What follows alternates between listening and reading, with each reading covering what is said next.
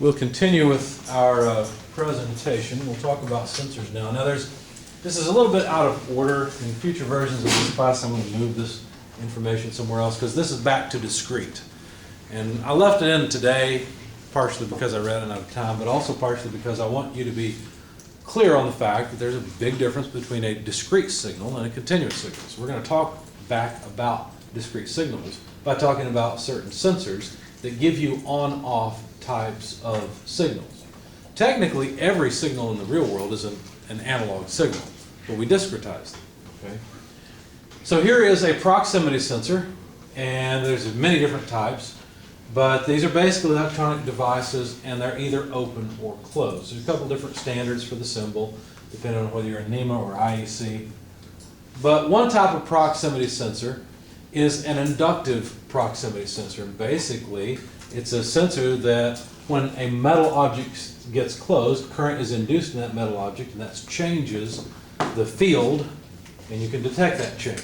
So when a target or a thing you're trying to detect comes into the field, well then that sensor turns on. It says, hey, there's something in front of me. Okay? These are nice sensors.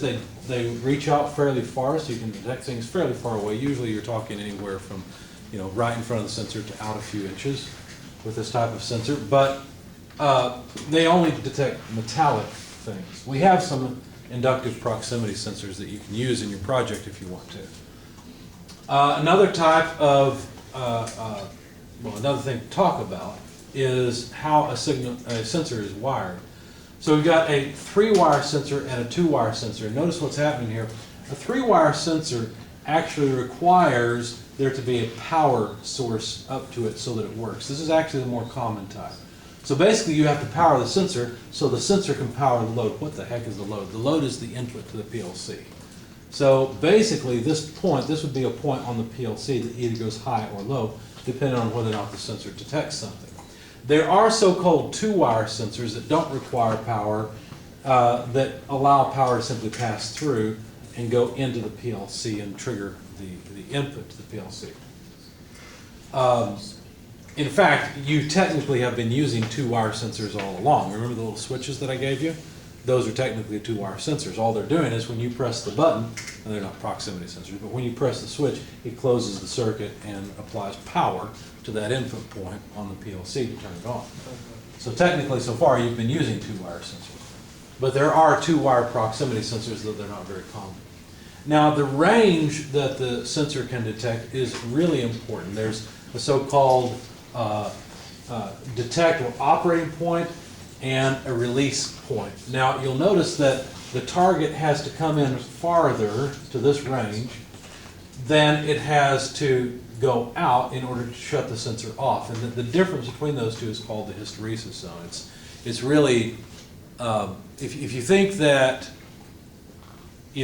when the part is exactly, let's say, 50 millimeters from the sensor head, it goes on, any less it's off. That's not the way this works. You wouldn't want it to work that way anyhow, because as the part comes in and gets into that zone, you're going to have a lot of transitions, a lot of on-off transitions, which would make control difficult. Actually, the hysteresis zone is a benefit to you, because as soon as the target crosses the operating point, the sensor turns on and cannot turn off until the part leaves the release point, which is a different point than the operating point. Now, most of these sensors will have an LED built into them, and what the LED does is it turns on when it's sensing something. Why would you want that? Well, sometimes people will miswire a sensor and they won't realize it. And PLC is not working like it should. The part's right in front of the sensor. Why is it not working? Well, the sensor's not detecting anything because it's not wired right. And so this is actually a really beneficial troubleshooting tool. Just like on the input-output modules of our PLCs, we have light-emitting diodes to show when the input is actually triggered or the output is on. It's a similar idea here. These are very useful little devices. Now, for a proximity sensor, it's common to require a leakage current even when the sensor is not sensing anything. And what's usually done is what's called a bleeder resistor is added so that some current can flow through the sensor, powering the sensor, but because of this resistor and because not much current flows, the primary resistance is right here. Let me back up on that. Is that right? Yeah, the primary resistance is right here, and this is very low resistance, so this point is very close to L1. It's at a high voltage, for example. Okay? And then when this sensor, that can't be right, it has to be the other way around. Yeah, so this is like a pull-down resistor. I had that backwards. So the primary resistance would be right here, and very small resistance is what the bleeder resistor would represent. So now this point is close to ground and it's off. But when the sensor comes on, then that pulls this point up to L1 so that the input will come on. Now, the purpose of the bleeder resistor, you can think of it as a voltage divider between the proximity sensor and the bleeder resistor, so that this point goes either to high or to low. You can also think about it, what it really is a way for current to go through the proximity sensor and just power the sensor itself. Okay, so if you're wondering how you would size this resistor, you wouldn't. You would take whatever the manufacturers of the sensor, you look at their data sheet that came with the sensor, and they'd specify the size of a bleeder resistor or the current that's required through the proximity sensor so that you could size it. Excuse me. A capacitive sensor is another type of sensor that can be used for proximity detection, for detecting a target that's close by. These types of sensors usually don't have as high a range as inductive sensors, and they're also usually more expensive. But the advantage is that they can detect pretty much any material, because putting different materials in the range of this will change the capacitance of the sensor, which can be detected. So these are really good because they can detect paper, glass, cloth, whatever you want them to, and so it's convenient. Okay, it's useful, obviously. A magnetic reed switch is another type of switch that is fairly common, but it requires a magnet to activate. So what happens is you basically have two very thin metal fingers inside of a glass tube, and when you put a magnet next to it, it pulls those two together. How that works, I don't remember, but it does. And so you can detect the presence of things. Now, a lot of times the magnet is built into this and it has to be pushed into position to activate it. These types of switches are much more common on things like a cylinder. If you think about an air cylinder, on the piston itself you could add a magnet, and as that magnet goes under one end, it would activate the reed switch on that end. They're very cheap, very reliable sensors. Okay, photovoltaic cells and photoconductive cells are cells that detect light. A photovoltaic cell is kind of like a solar cell. When light shines on it, it literally generates a voltage. A photoconductive cell changes its resistance whenever light falls on it, so you can detect a change in resistance. So those are both useful devices for detecting light. Usually you don't use them in their raw state, though. Usually you use what's called a photoelectric sensor, and we've got a ton of these that you can use in your project. And basically it's a beam of light. And you do one of two things. You either send out the beam of light and let it bounce off something that's to be sensed, or some of these are set up in a detector receiver pair where they're two separate housings, okay, and there's a transmitter and a receiver, so that when the light beam is broken, what happens is you can detect that, right? You can detect that there's no more light on the sensor, and so you know something's between it. This is the same type of thing we used. Actually, no, we used a retroreflective sensor. So we used a sensor that had both the transmitter and receiver in one housing when we worked on that pinball machine that I told you guys about. Because whenever the pinball came down, it was a very reflective thing. And so what we could do is anytime we saw a reflection of light coming back, we knew the pinball was in position and we could start activating the flippers. So photo detectors are really useful. Photo sensors are more reliable and preferred to limit switches. The reason, now this is of course assuming that you don't have something that's going to, in a dusty environment, dirty, greasy environment where the lenses of the light sensors are going to be coated over and block the light itself. But mechanical switches wear out. If you activate and release limit switches over and over, you better have a really well-made switch for it to be reliable. Light sensors, on the other hand, will last indefinitely as long as they're kept clean. So anyway, this is a through beam technique, and it's where you have a transmitter and receiver separate from one another. And so these are really good for long range sensing as well. Retroreflective is what I was talking about, where the transmitter and receiver are built into one, and whatever the target is has a receiver on it, or has a reflector on it. Or what you can do is you can set it up so that you have a reflector automatically set up, so the usual case is for light to be sent back to the detector, and when an object blocks it, you detect that. Where that won't work is if the object itself reflects the light back in. So here you can see a lens. It's a lot like what covers your brake lights, and it has a geometric feature inside of it so that the light that comes in is reflected back out. You ever notice that when you're driving along the highway at night, there's a car off to the side, you see its brake lights even though there's no power to it? That's because the lens is designed to reflect your headlight beams back at you so you can see it. That's the same way that this thing works. Fiber optic sensors are really nice because instead of just putting the electronics and everything right there by the device, what they do is they use fiber optics to run up to the point where you're trying to measure, and then the actual detector and receiver can be far away. And what's nice about that is that there's no possibility of any induction of current in the sensor wires. And so the sensor wires can be far away from any electrical noise source. And then, so these are very immune to electrical interference, which is the primary advantage. Barcode scanners are a more intelligent scanner. And I left this in because these are something that's fairly common. If you ever, any of you ever have the chance to tour Worldport, UPS's Worldport in Louisville? If you get the chance, I would highly recommend touring it. It's a really neat place. A huge conveyor system there. Well, as the boxes are going along on the various conveyors, there's actually, it kind of looks like fun. It looks like you could get on a, I've imagined getting on a flat plate of some type and surfing the conveyors, because there's so many different ways you could go. But anyway, it's a fairly complicated system, and along the way, each package has a barcode, and as it goes through, that barcode is scanned so the machine knows where the packages are and knows where it can route things, right? It has different conveyors that it can shuttle, or arms it can move to push packages different ways and divert it. But this type of a sensor is a more complicated sensor, right? There's more to it than just is it on or is it off. It's what you would call an intelligent sensor, right? It has, you have to have all the electronics and program algorithm and everything to, number one, locate the barcode, and number two, read the barcode and send that information back out. So this can be a standalone unit that sends data to the PLC. I mention this because another type of intelligent sensor that's become much more common and cheap these days are vision sensors.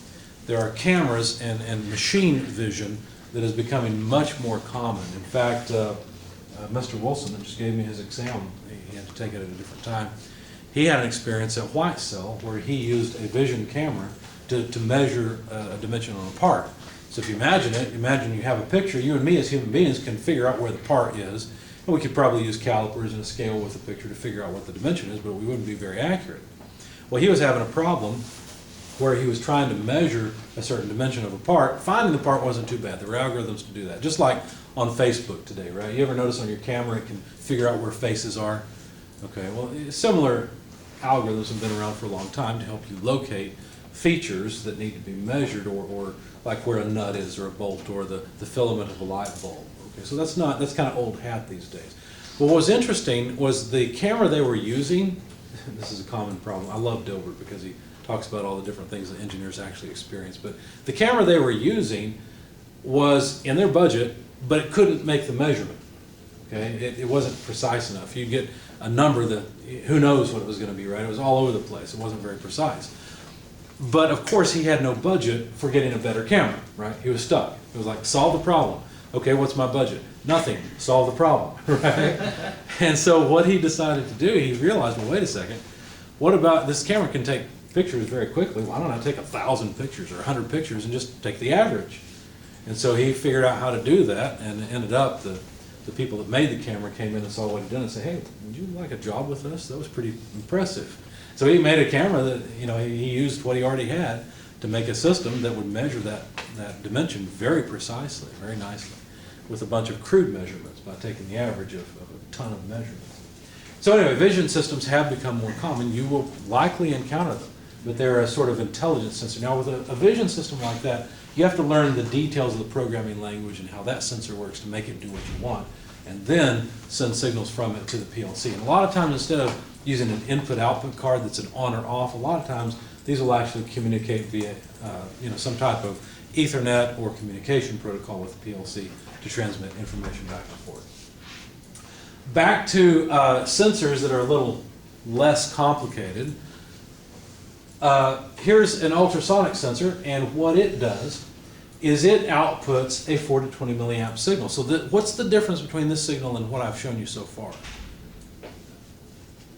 So far I've been showing you discrete things that are on and off, right? Now this is a continuous sensor. So it's sensing, say, the level in a tank or the distance from the sensor down to the surface of the liquid and outputting a signal that represents how far away the liquid is. In other words, the level in the tank. So this works by just putting down high frequency sound waves and letting it bounce off and measure how long it takes for it to come back. It's kind of like sonar, except it's not in a range that you can hear. Your dog might be able to hear it because the dogs can hear higher frequencies, but we couldn't. Here's another type of system. You've probably seen something like this. This is a load cell. You ever seen load cells before? You should have used them if you were in 211 with me, right? So a load cell is something that measures, basically there's internal components that can bend, and as they bend you have some type of a strain gauge that detects how far it's moved, how much it's strained, and you can figure out how much load is on the cell. Well, you can use this to make a scale, basically. So you can turn this into resistance.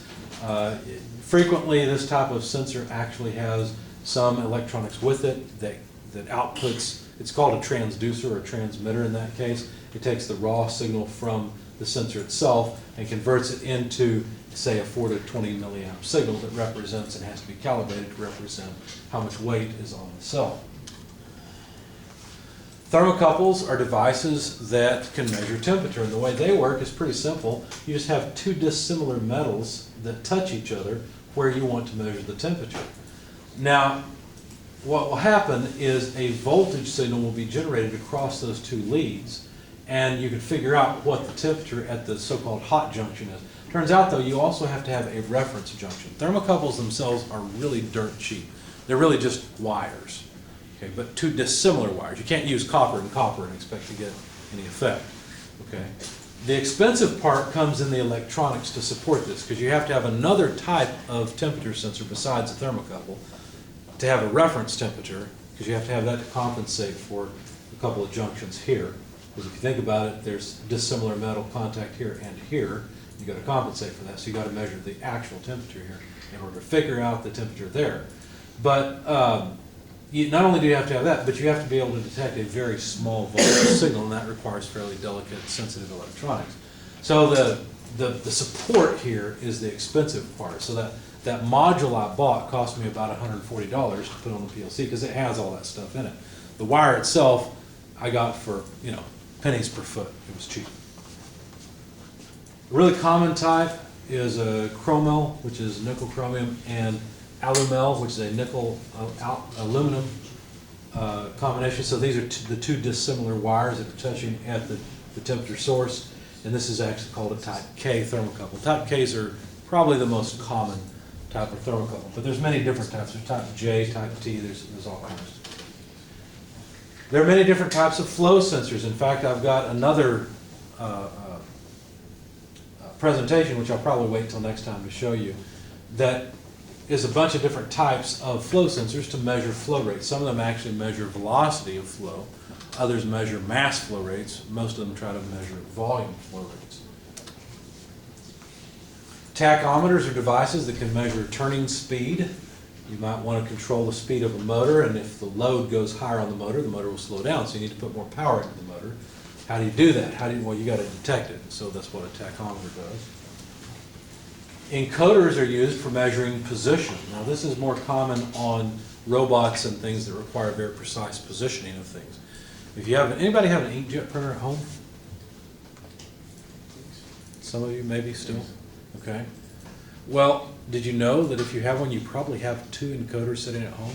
One of them is a linear encoder. It's a strip that has a bunch of marks on it, and there's a photo sensor that basically can count how many strips have gone by, so it can determine the position of the carriage. The other one is typically a rotary encoder for advancing the page in the printer. So you go across the strip, print on it, advance the page, come back, print again, advance and print, and so forth. Okay? But you have to know the position of the paper in and out of the printer also. That's what the rotary encoder does. but then the position of the carriage back and forth that's moving the print head is usually a linear encoder. So the way it works is the same way in industry. You have an optical disc that has a bunch of lights or lines on it that either do or do not let light through, and as those pass by a detector, you can count how many lines have gone by and infer the position of the shaft. All right, well, I've talked longer than I had intended to. Why don't we stop here, and I'll give you the rest of the class to work on the lab, and then we should be able to get that done today, I hope. But after that, you're just working on the project anyway. So I haven't received any emails from you about wanting to change groups. I'm going to check my email again. If you want to send something, please do so today, because tomorrow I'm going to make the groups, and I'm just going to leave them as the current lab groups, just as they are. Okay? For you guys on Friday, I don't think you have much of a choice. But the Tuesday, Thursday guys, it's a bigger class, so they have a little bit more choice. But if you really feel like, oh, I don't want to work with the person I'm with, send me an email. It'll be anonymous. I won't tell anybody. What I'll do is I'll just mix up all the groups at that point. Okay? Okay.